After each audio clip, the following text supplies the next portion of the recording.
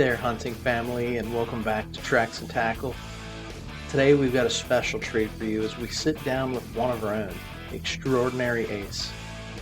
As a vital part of the Mentzer Outdoors Pro Staff, Ace, he brings a wealth of experience and captivating stories from his own personal journey. So today's episode, Ace Unleashed, we're going to delve into the tales that have shaped Ace's hunting adventures, and we're going to get to know the person behind the outdoor passion.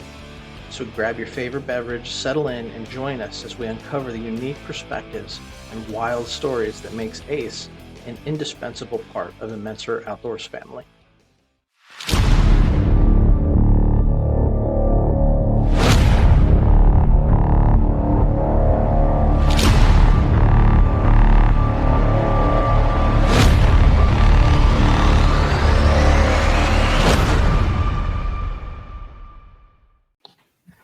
Hey, we got a full house here. Welcome back, hunting family.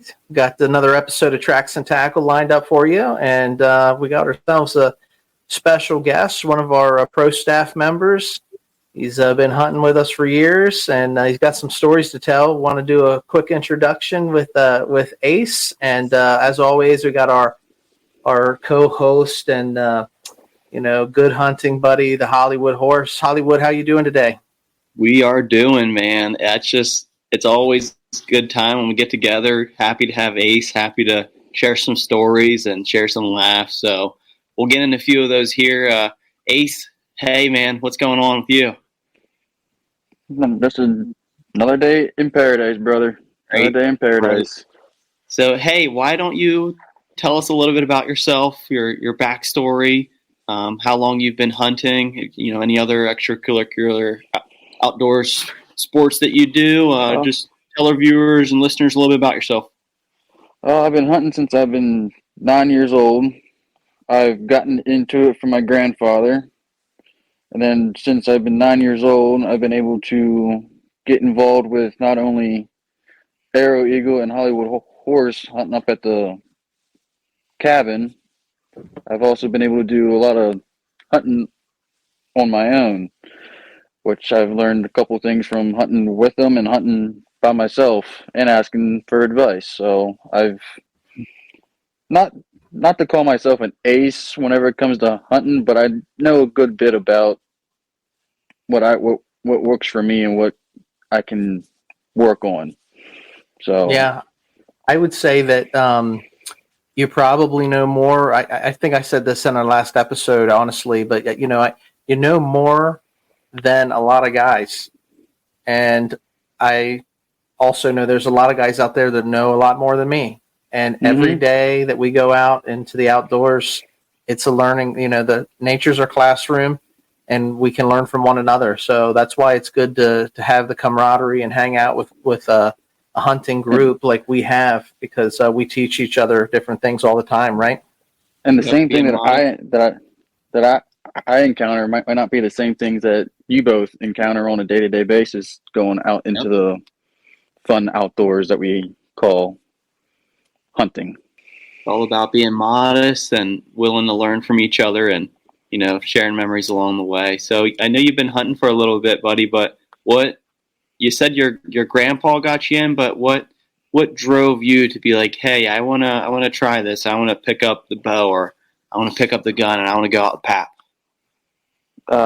This is actually going to be kind of funny, but your dad, actually, hearing all of his hunting stories, and your dad, Arrow Eagle, they both are the ones that, because I think at 8 years old, I was wondering where all the why there was blood in the bed of the pickups whenever I would pop in and get something.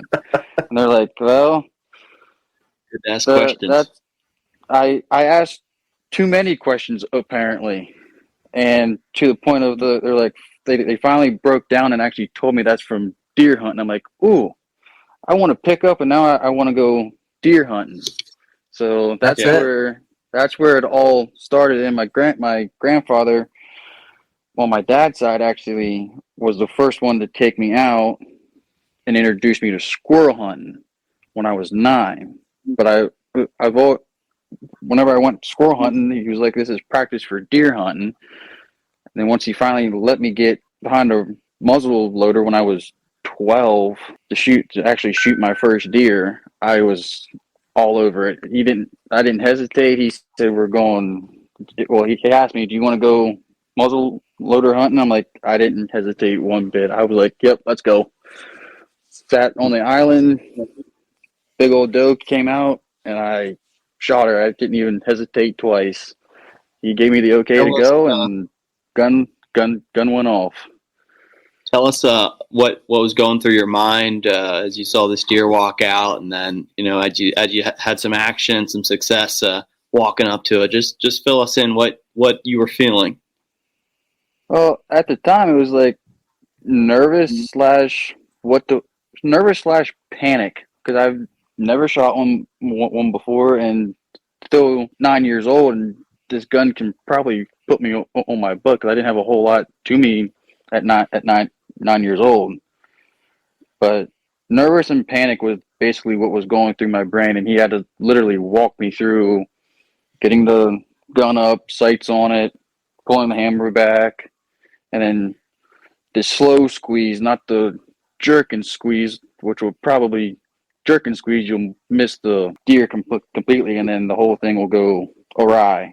While the deer was standing there, was a nervous wreck, but once I got the deer, everything, I was shaking like a leaf, but it was fun, and that's why I keep doing it to this day. Sounds like a classic case of buck fever. Yeah, classic case. Hey, I would say that it's probably, this story lends to the importance of, why we need hunting mentors, right? Mm-hmm. I mean, you're sharing tiny little nuggets that you learned when you were first getting started. Mm-hmm. But there are guys out there that never had a mentor show them, to slow squeeze the trigger and things like that. And, some guys, they're in their 30s until they, go out and get their hunter safety course and go out and hunt, and they're try to hack it on their own, and they don't have a mentor. And little things like this separate, they increase your odds of success when you're in the woods. Oh, absolutely. I agree with that 100%. I was going to say, it's just so important that you have a mentor and you have somebody teaching you these things. And if you don't have a mentor, get one. Find a buddy that's willing to help you out, or somebody that's just a little bit older, doing it a little bit longer than you, because most of outdoorsmen are willing to share knowledge and pass it along. I'm not cagey about my knowledge. I share my knowledge with my cousin Nathan all the time, because he doesn't get out as much as I do. He doesn't have the opportunities that are presented to me. They aren't presented to him. So anytime that we get together, he's always bouncing stuff off of me, whether we're sitting in the shack up at Wolf's or we're sitting at the island. He's always trying to figure different stuff out to what he could do better as a hunter. And the most recent thing that he's bounced off of me is he's wanting to try archery hunting, which I told him, great. Whenever you want to shoot the bow, give me a call. I'll come out and I'll help you, because he wants to get in the woods more so that he can see more deer. And the only way to do that is grab a bow or grab a muzzle loader. You got to spend some time. You got to put your time in. I've told him on more than one occasion, it's a time thing. You put your time in, guess what? You're going to be there at the right time when the deer come across you, and you'll be able to hopefully put a decent shot on them and get them. Yeah, and archery hunting's completely different from rifle hunting for sure. So let me transition into you sharing started to share a story about you started hunting squirrels, and that got you into it, which I think that it's a good practice when you got young hunters. Sitting still's hard, keeping warm's hard, but going out squirrel hunting, you get plenty of shooting. There's activity, so it's a great way to get you going as a young guy. But why don't you recall one of your most exhilarating experiences, if you can? Tell me like a memorable hunt. Well, this isn't I wasn't hunting deer on this story, but it took me about 6 years to kill my first turkey Okay. or more. And the Some amount of guys time out there never killed a turkey, so you're ahead of some. well, it took me 6 years. Now this doesn't the kill one. I've seen them sitting in the blind, and I've missed them. There's plenty of room around these suckers because their head's only about yay big, but they have eyes on the sides of the head. And you got to be extremely still. Like me and my grandfather, They're a paranoid bird. we hunted season after season after season. He would scout. I would try and help him scout when I wasn't in school, but we would sit there from 4 a.m. to noon and not see a darn thing. And then there would be days that we would hear them. We think they'd be coming in, and they never would. And then finally, I think when I was 15 or 14, a group of 6 gobblers decided to come into the shooting shack up there at Wolf's in the corner. Somehow they came out of the corner, circled around us, and then was coming back up to the corner. They came within, I think, 25 yards. And my gun, my 12 gauge that I have, it's good out to 45 with turkey load in it. But they came within 25 yards. Pap said, "Get the barrel out the shack, and then just pick one. It doesn't matter. They're close enough to where you can shoot them in the body with the load that you're currently shooting." Mm-hmm. Well, me being the overachiever that I am, or at least I try to be, I aim for the head. I have a diamond inside my scope of my 12 gauge. And I put the diamond right on the one's head and squeeze the trigger. And if it wasn't youth season, my grandfather would have grabbed the gun and we'd have had a double, because they stuck around for about 10 to 15 minutes after I shot, just kicking the crap out of their fallen brother. Yeah. Well, turkeys are a unique bird to hunt, because they are a paranoid. You got to be super still. You got to absolutely. I agree with that 100%. You got to be tactical. Yep. Everything about hunting birds it's a tactical setup. And if you don't have that exact right setup and you don't know the exact direction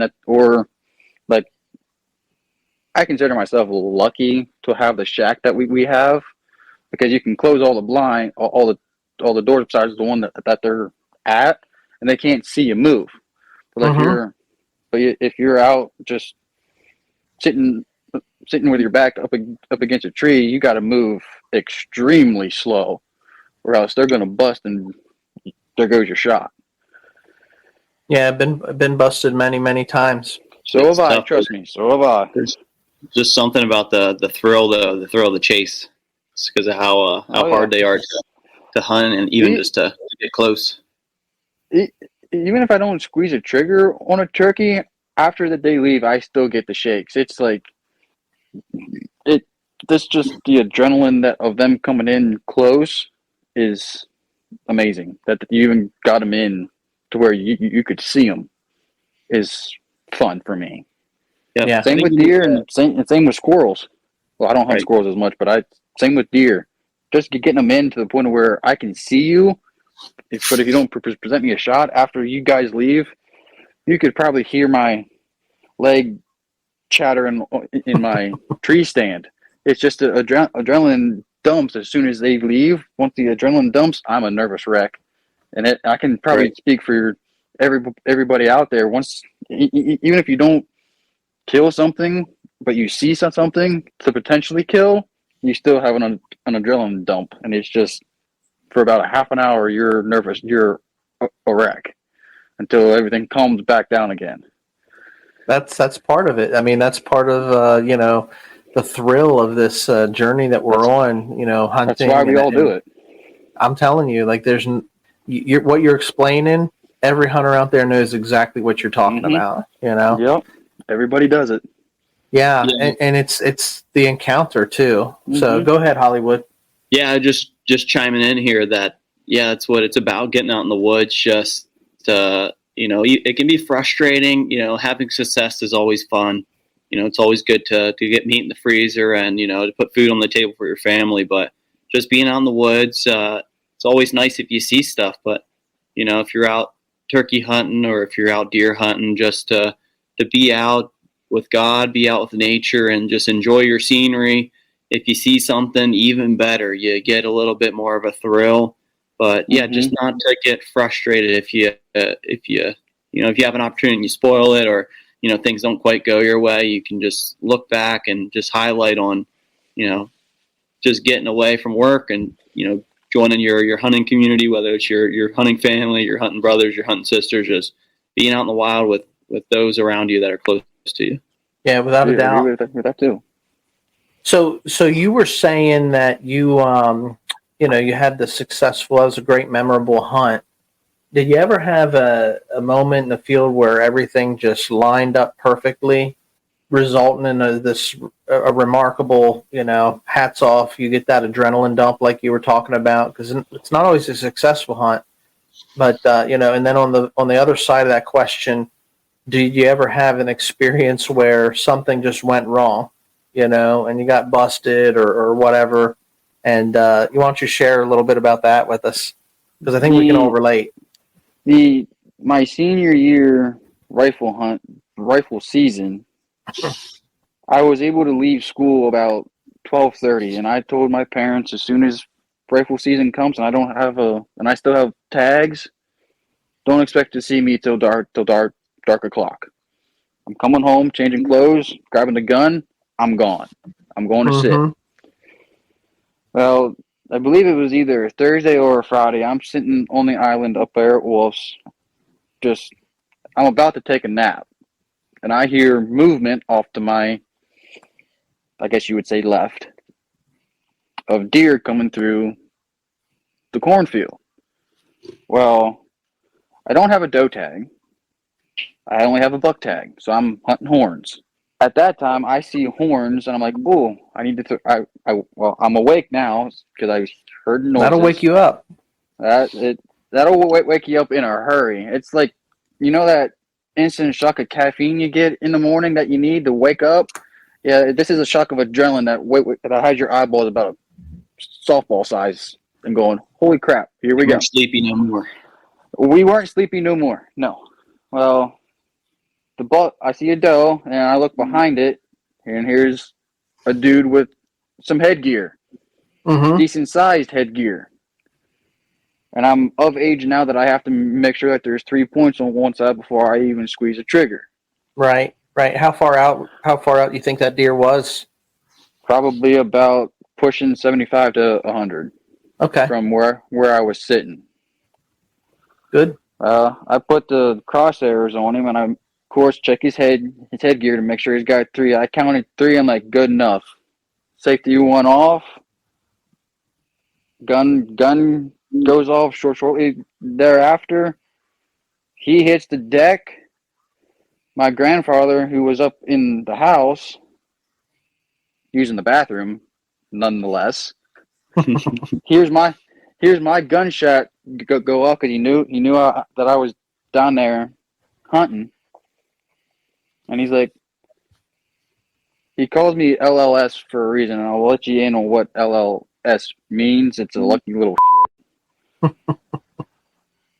Well, he says to Grammy, that lucky little shit got one, and he's like, I know he doesn't have a doe tag. It better have horns on it. Well, he gets down to me, and he's staring at me like he's pissed off at me, and I'm like, Pap, there's headgear on it. You can check it if you want to. It's a 7-point. I've shot whenever I was a youth, I've shot in spike bugs, button bugs. I've shot them all the way up to 7 points. I've yet to get an 8-point.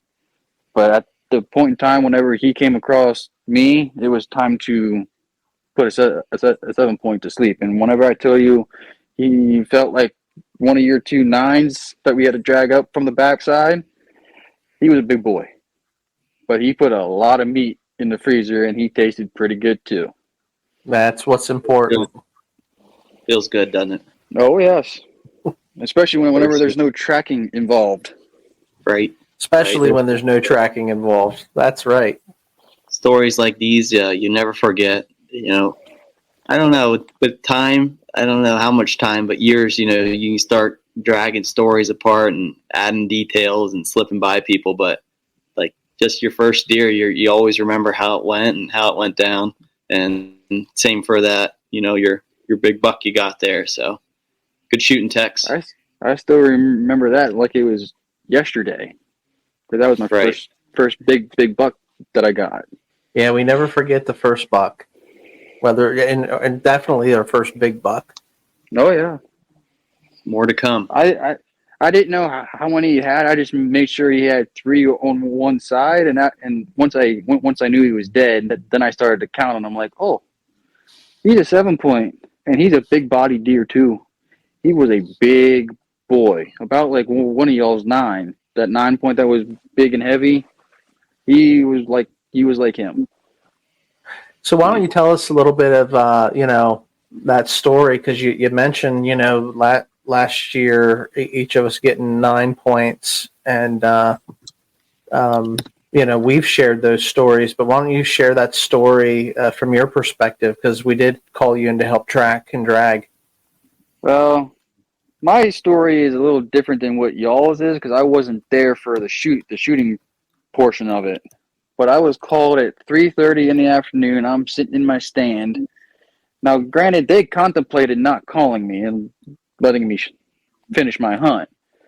But they were dragging 3 deer up the backside of the mountain. They were all gassed, and they were calling for some Mountain Dews. They were thirsty. They were ready for some more caffeine and energy to get up the backside of the mountain so that they could take these deer down to the meat pole. But as I'm sitting in my stand, I get a call at 3:30 in the afternoon. I pick up because it's my uncle, and I kind of assumed that there was deer on the ground from the vague texts that I was getting. But at the same time, I wanted to stay in my stand and hunt and try and see if I could get one on the ground, because I was seeing plenty of movement. I saw 7 deer that morning. They were all up on top. I should have killed one, but I was being dumb and waiting for a broadside shot. So, yeah. Was I a little mad that I was called? Yes. Am I glad that I was involved in the experience? Absolutely. There's meat in my freezer from those three deer. So I am very happy to be involved. I was very happy to be involved with everything up there. Even though it cut into my hunting, dragging 3 deer from the backside of the mountain down to the meat pole, I'll help with that at any time. Yep. That's part of hunting as a group. So if you get trigger happy on the back, you got a crew ready to help. So, hey, I think that was pretty good. You're able to highlight a story of victory, but why don't you go ahead and highlight a story where something didn't quite work out, or something went wrong when you were in the woods? Again, going back to when I was 9 years old, going to turkey hunt, Pap had this whole thing planned out. He knew where the birds were at. He knew what time they were coming out of the roost. We had a guy that came in and basically busted the birds out of the spot. And we sat there from 4:30 in the morning till noon. We heard them, but we didn't see a darn thing. And that frustrated, because I was 9 years old, first time out, the first time I didn't see anything, because before then I was out squirrel hunting and deer hunting, and I killed 6 squirrels and I killed a deer. So I was riding high on all kinds of confidence and everything else, thinking this is going to line up straight like everything else did. That was the first time I ever came home without anything in the truck or putting a tag on something. And that continued for about 5 to 6 more years, of where I would shoot at them, but I'd miss them completely. And we also figured out at that same time, if I don't have a scope if I don't have a scope, I can't hit a broadside of a barn. Put a scope on a shotgun or on a rifle, on a crossbow, I can all of a sudden, it makes a difference, doesn't it? I'm lethal. And the year after he put the scope on on my shotgun is the year that I killed a turkey. And I don't shoot any gun now besides my pistol, without the scope on it. If I'm shooting a gun, I need a scope. So we all have those examples where, something goes wrong, and things don't go according to plan. But, if the true test of one's character is, can we learn from that, when something doesn't go right? And what's the lesson in it? Because there's a lesson in everything. So, the lesson for me was stay patient. Stay patient. It'll happen. If you put the time and the work in, everything will line up as it should. And the one year that I did kill a turkey, everything lined. You could pull those turkeys in on a string. They came right in, and everything worked like it was supposed to. And it was a stroke of genius. But on those years that it doesn't work, it's about being patient and waiting and putting the work in for the stroke of genius to happen. And that was one of the big things for me whenever I started out. I didn't have a whole lot of patience, but to hunt turkeys, you have to have a lot of patience. And as I've gotten older, I've understood that, especially whenever you're sitting in a deer stand for 10, maybe 12 hours plus, and you still don't see anything. But then at the last tidbit of light that you can see through, that you can even see your pins or see through your scope, here comes one. And this is why you sit all that 10 to 12 plus hours to get a glimpse of one walking right to you. You highlighted it earlier too, just when you were, taking your little nap and you woke up the noises. It woke you up right. I wasn't sleepy. I wasn't sleepy no more. Everything was flowing, and I was warm again. Yeah, that's why I was gonna take a nap, because I was cold. So I was bundled up. All it takes is a little action or a little scenery, and it gets the blood pumping. So the more you're out in the woods, the more you're patient, the more opportunities you wait to give yourself, the more thrill that you'll have, and the better success. So I agree with you there. Absolutely. Yeah, and when you guys are talking about a turkey hunting, turkey hunting is a completely different animal. Turkey chess. It's turkey chess, right? They're not playing pretty much checkers. what it is, yes. And you're playing chess. The thing is with those birds is, like, if you got a gobbler in spring and it's his time, like, everything will line up. Like, when it's his time to die, he's coming, and it's going to happen. But if it's not, he's very, they're, like I say, they're schizophrenic in the way that they act, and everything's got to be just perfect with them. So it's actually, it is chess for sure. If they notice one thing out of place or one thing that they don't like, they're gone. They don't ask questions. They don't come in and investigate. They know something's not right, because that's their home.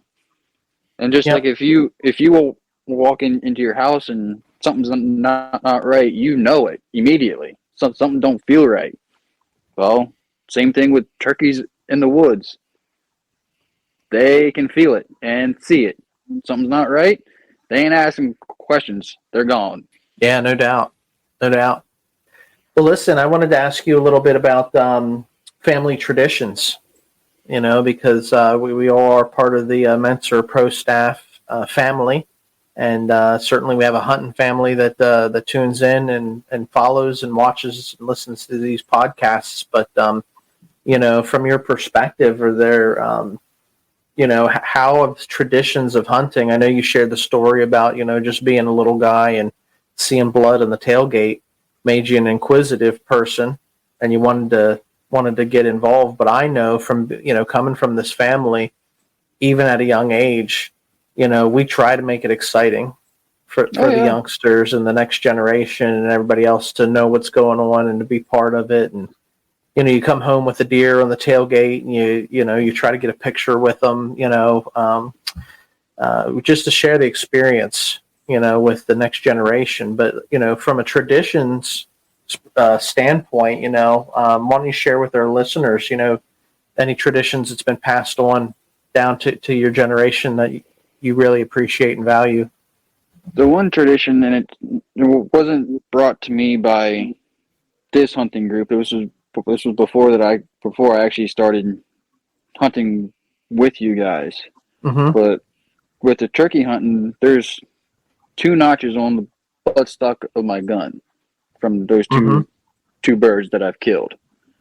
Every time you killed one, well, I killed one, I put a notch in that buttstock of the 12 gauge that I have.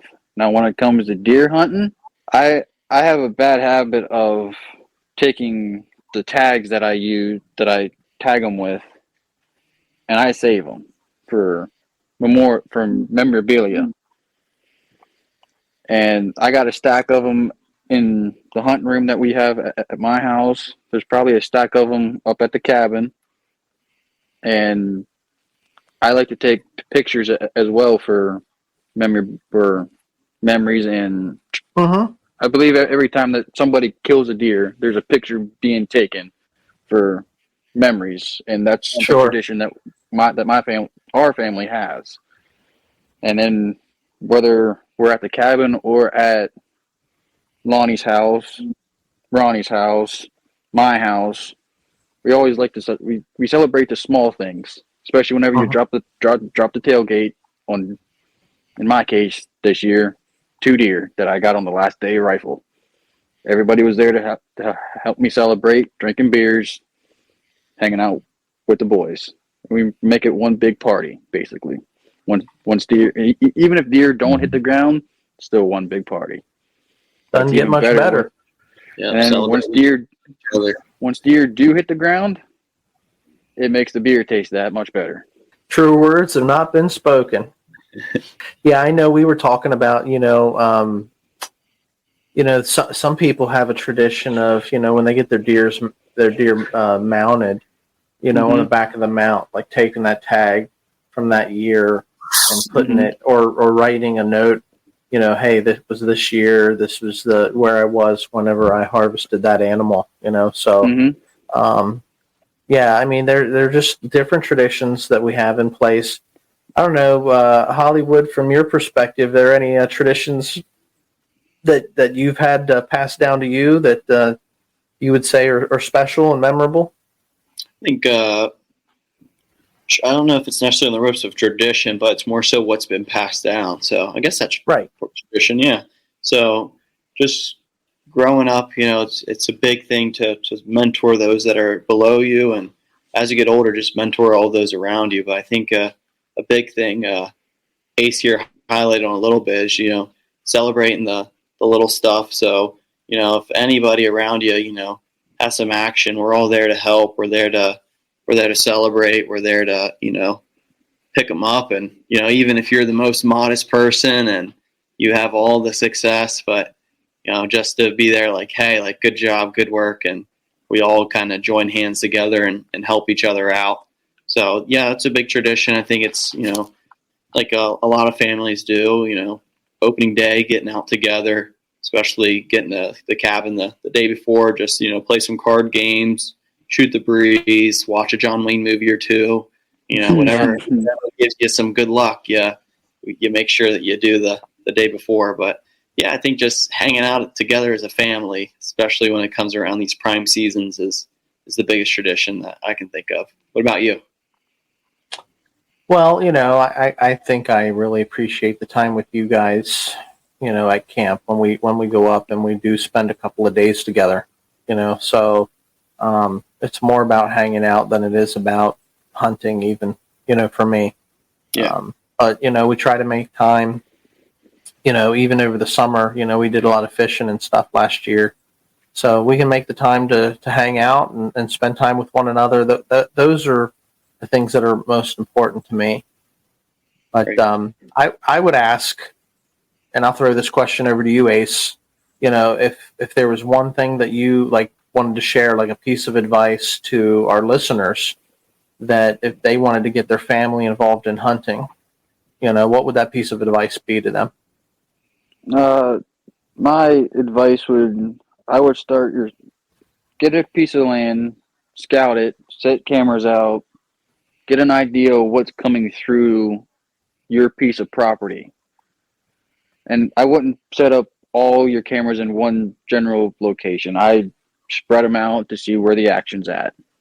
Once you figure out where the action's at and you've done your homework, I'd start setting stands or blinds or shooting shacks. It doesn't matter to me. I hunt them all, and I love every single bit of the different attributes that each one contains.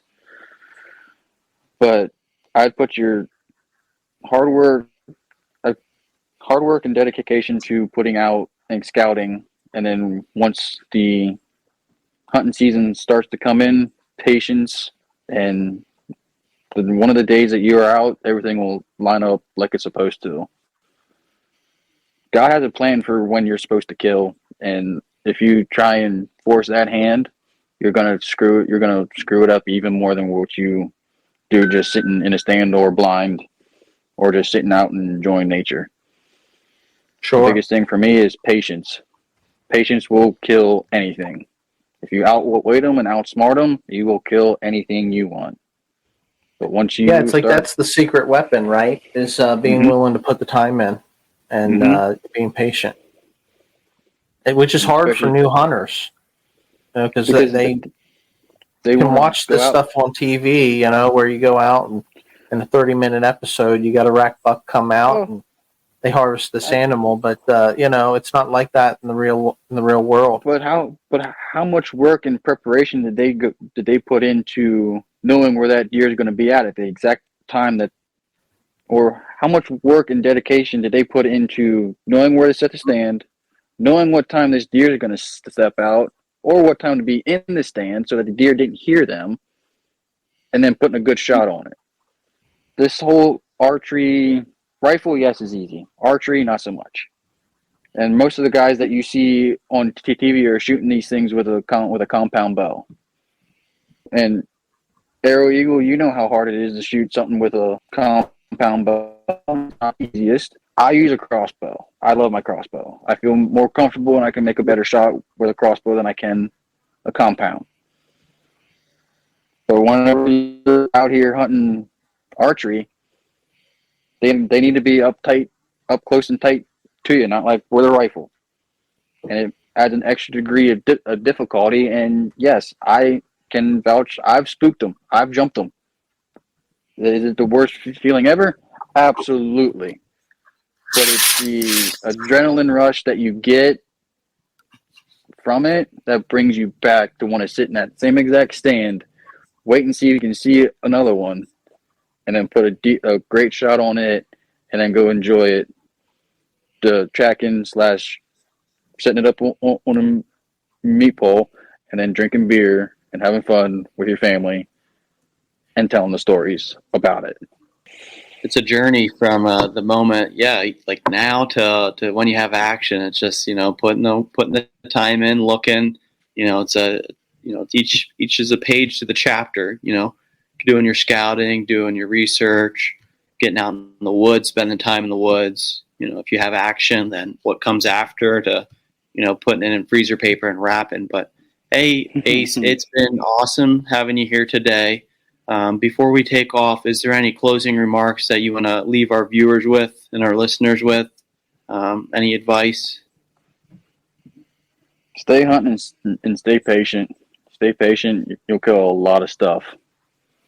But right. So, thanks for joining us today. So glad to have you.